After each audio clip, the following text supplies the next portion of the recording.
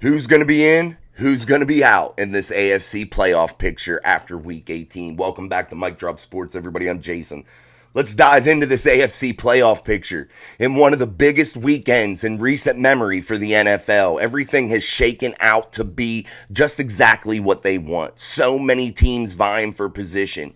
You have teams like the Buffalo Bills who could get a win and be the number 2 seed in the AFC playoffs after stumbling mightily throughout the season and now coming on here with a 4-game win streak. You have the Pittsburgh Steelers who hit a major stumbling block, losing to the Cardinals and the Patriots and then the Colts on a 3-game slide, now find themselves in position to where they can get in the AFC playoff picture with a W in Baltimore.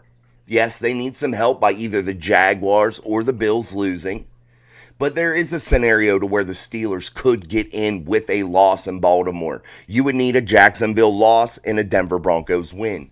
So there are so many different scenarios and this thing could shake out in so many different ways. This is exactly what the NFL was looking for.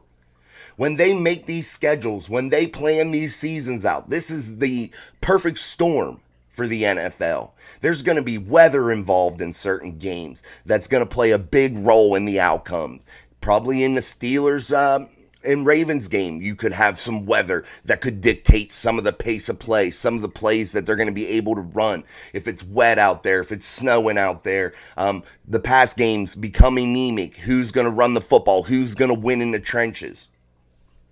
You could have so many big scenarios happen, so many different paths this thing could go.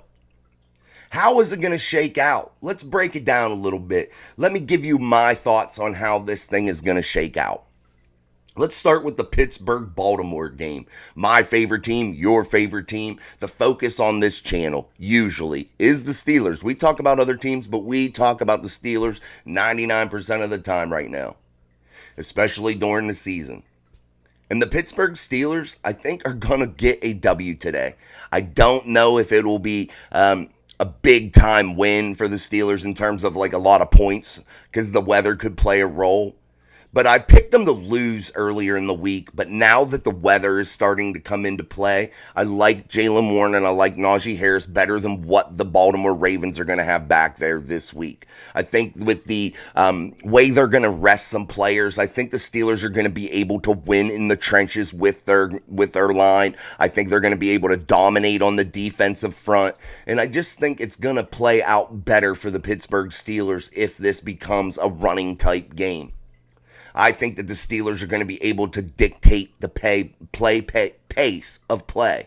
I think that the Pittsburgh Steelers are going to be able to utilize Najee Harris and Jaylen Warren in a way more effective way than the Baltimore Ravens are going to be able to utilize their makeshift crew for this weekend. The Ravens really don't have much to play for.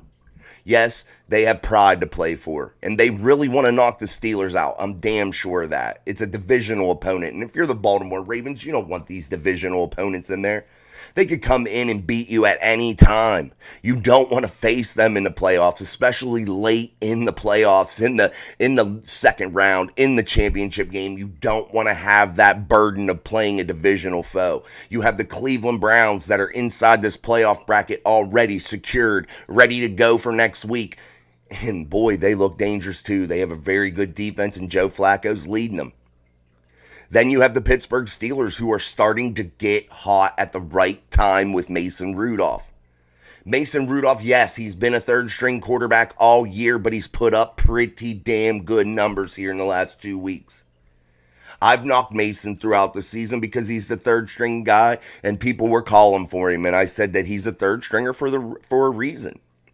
But hey, he's coming out and proved me wrong. He has come out and played balls-out football. And I love it. I love the way he's playing aggressive. I love the way he has poise in the pocket. And I just like the way he's leading this damn team. Yes, team.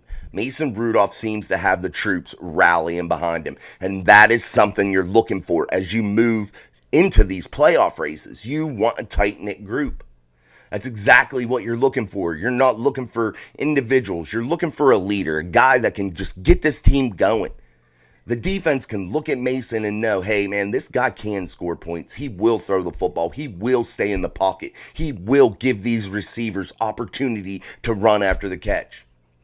And that ability is going to set up our run game. That gives the offensive line confidence. It gives those running backs confidence. It keeps these wide receivers, these diva wide receiver type players involved in the game and pumped up and ready to go because they know at any minute they could catch the big one. And that's what a guy like Mason Rudolph brings to a team as you inch toward the playoffs. Yes, he has been a third string guy, but did the Steelers just fail in recognizing it? Did they not notice it? How do professional talent evaluators miss something like that if that ends up being the case? If Mason ends up continuing to be consistent, continues to prove that he can do it? How does a group of professional talent evaluators miss something like that inside their own building for many, many years? That's a big failure if you ask me. That's a giant failure. And I know, hey, things happen. You overlook things sometimes, but not for that long. There had to have been clues if that ends up being the case. And I surely hope it is because Mason Rudolph deserves it. He has bided his time. He has put his nose to the ground. He has worked on his craft, and he has not been a distraction inside that locker room, even though he's been buried inside that depth chart for a long period of time. Yes, he got a minimal opportunity, but they were shuffling him out with Devlin Hodges. Did he really get a full go? Absolutely not. He didn't. He had a guy in Ben ahead of him that he could watch and learn from, but Ben seemed to be a little bit distant from Mason, as we've discussed previously on the channel. He seemed to be disinterested because he didn't like the pick. That's just what Ben was doing. But Ben earlier in that season was talking about retirement. He was hinting toward retirement. So how do you blame the Steelers for trying to draft a successor? You can't. And Ben went off the rails a little bit with it. I think it may be a little bit blown out of proportion a little bit. We put a video up of what he said on the channel. If you haven't seen that, go ahead and check it out. It's already up to like 16, 17,000 views. So everybody's checking it out. So you might as well go too. Go through our playlist. Just check it out. It's probably like fifth or sixth video down. Go ahead and check it out if you want to know what Ben said on his pod. But the Pittsburgh Steelers, guys, got a golden opportunity right in front of them. And what happens in that football game is going to dictate really what happens throughout this weekend. It's going to have a lot of bearing on a lot of games. It's going to push Buffalo into needing that W. It's going to push the Jaguars into needing that W. So these games now become more significant. Let's move to that Jaguars and Titans game. You have Trevor Lawrence, who practiced all week, guys. He wasn't expected to play. He's been questionable, but he might suit up. And is that wise for the Jaguars? Should they risk that? I don't know. That's their franchise's business to risk a guy like Trevor Lawrence to major injury. If he hasn't been healthy enough to play in the football game and you're going to push him out there when he's not ready, I think you're asking for trouble, and I think that could cause you a football game. I think you have to have somebody healthy, especially behind center. I'm not saying they have to be 100% because nobody's 100% at this time, week 18 of the NFL season. Nobody. There's not probably one player out there that's healthy fully.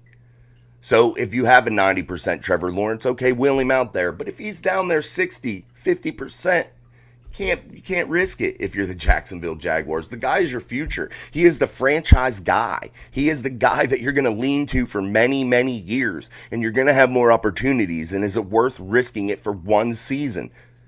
I don't know. Just to be the 7th seed inside, or wait, they're going to be a divisional winner if they win. So no, they wouldn't be the 7th seed. But still, I just don't know if it's worth it.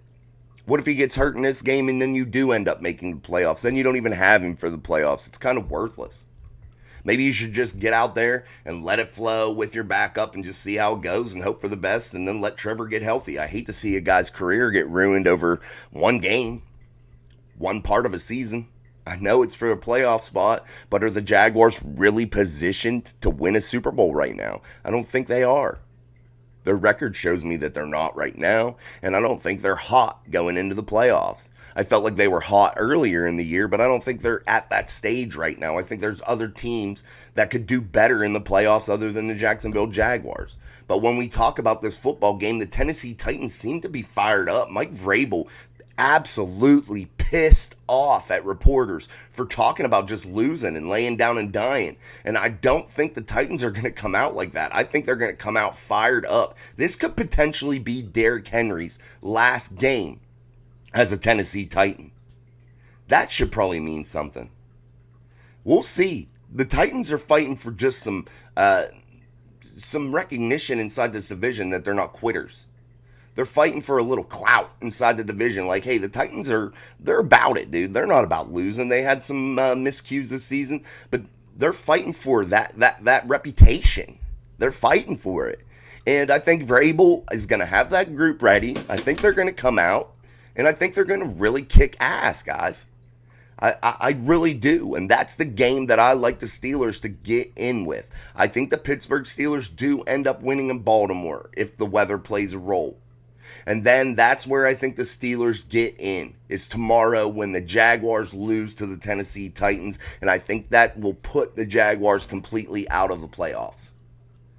Let's move to some other games. The Texans versus the Colts. I think the Texans are going to win that football game. And I think that that's going to be very dangerous for this AFC playoff picture. D'Amico Ryans has that group ready. CJ Stroud is better than I thought, at least. He is able to guide that offense in a way that we haven't seen in Houston since Deshaun Watson was really good there. And I think that CJ Stroud inside that playoff bracket could win anywhere he goes. And I think it could be a very dangerous combination with D'Amico Ryans and CJ Stroud. I think that they'll have that team fired up and ready to go, and they'll kill themselves to run through a wall for D'Amico Ryans. And CJ Stroud is the real deal, guys. He really is. He's going to be the real deal for many years in Houston. Let's talk about the Buffalo Bills going down to Miami. That game means so much. The Buffalo Bills could be the number 2 seed in these AFC playoffs if they beat the Miami Dolphins and knock the Dolphins clean down to the 6th seed. And they may even be able to drop farther than that. I don't know. Or the 5th seed, one of the two. It could be a toss-up. Depending on how the games play out, Miami could really take a big fall. I don't know if they could get to the 7th, but I know they could be the 5th or 6th seed, depending on how the games shake out. Cleveland could win, which they probably will, giving them a nice record. I mean, come on. 11-5, I think they'll finish if they win. Or they may have already won. I can't remember how that shakes out. I haven't looked at the Cleveland Browns in a while because I knew they secured a spot. So I haven't really looked at their slate moving forward for right now. But the Miami Dolphins could have major trouble, just depending on what happens. And then if you're the Buffalo Bills, if you lose and the Pittsburgh Steelers win and Jaguars lose, how do you find yourself in the playoffs? You need a bunch of help if you lose to the Miami Dolphins. And one of those would be you need the Pittsburgh Steelers to lose. There's so many variables. And if you're the Buffalo Bills, you're going to finish with double-digit wins and be out of the playoffs. And the Steelers could have the same thing happen to them. They could be double-digit winners and be out of the playoffs, guys. That is what's so exciting about this weekend. It's got to be the best weekend of football, at least for this year. And in recent memory, I've been thinking about it, and I'm like, I can't remember a more exciting weekend to where so many games meant something. So many games. And if you're the Baltimore Ravens and you sit as the 1 seed playing the Steelers today, resting a lot of players, is this extreme amount of time that you are going to have some of these players laying over and not playing football? Is this going to hurt you? What if you by chance have to play a divisional opponent again in that second round of the playoffs after your bye? What if you end up playing the Pittsburgh Steelers for the 3rd time and you're rusty and they're firing on all cylinders? You could get in trouble early. Yes, Lamar Jackson and company can put up some points and they can come back in football games. But man, going down early in a big way to a divisional opponent could spell trouble for the Baltimore Ravens. Real trouble, guys. And is it the right thing to do? Or do you risk it? And you send your guys out there to stay sharp. That is a tough decision, and I'd hate to be the head coach and having to decide that. Especially when you're worrying about divisional opponents being inside that bracket that could really beat your ass.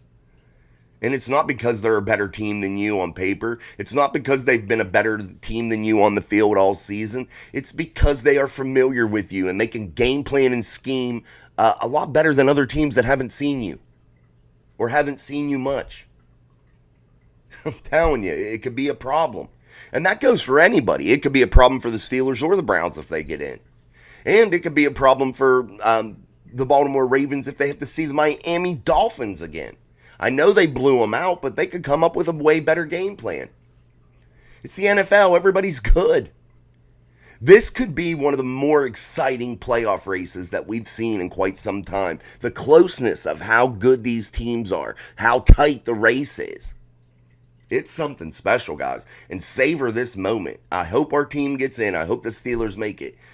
But man, it's going to be good either way. It really, really is. And if the Pittsburgh Steelers don't get in, I at least want to see that W today. I want to see them get to that double-digit win total. We are going to be doing our live show, post-game Steelers, win or lose. Come in and sound off. Give us your thoughts. This could be the last live post-game show of the season until next year. Until after the first preseason game next year. It could be our last live show, our last live post game. So I encourage you to come in and talk Steelers with us. We're one of the few that are, I think, live after the game where you can comment and talk and all that stuff. I know there are a couple out there that I know of.